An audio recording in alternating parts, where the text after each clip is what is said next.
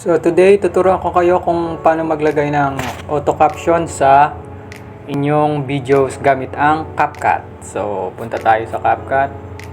Kung wala pa kayong CapCut, download lang kayo ng CapCut sa Play Store.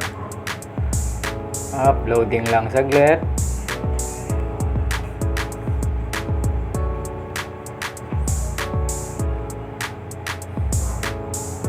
Click nyo lang yung new project.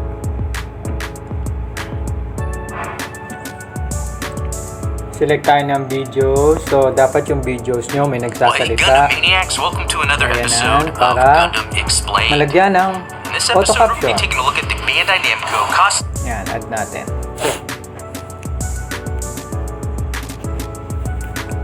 So, play muna natin saglit. Tapos, pindutin natin yung text sa baba. So, lalabas yung auto caption, yung nasa gitna. Scroll lang natin kung saan natin gustong mag-umpisa yung auto caption. Pindutin natin auto caption.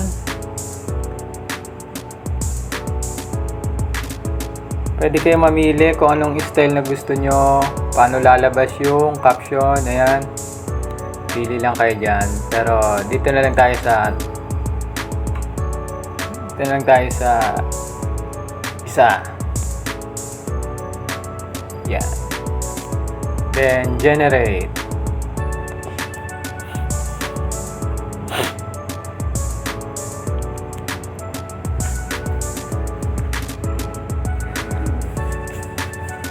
Click nyo lang yung generate pag nakapili na kayo ng caption.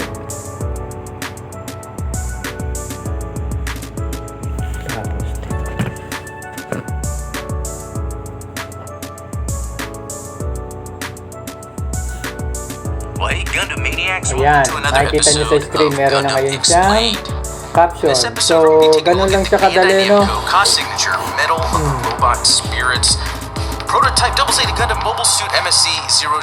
Ayan, ganun lang kadali. So, sana may natutunan kayo sa video natin to. And please subscribe kung hindi pa kayo nakasubscribe.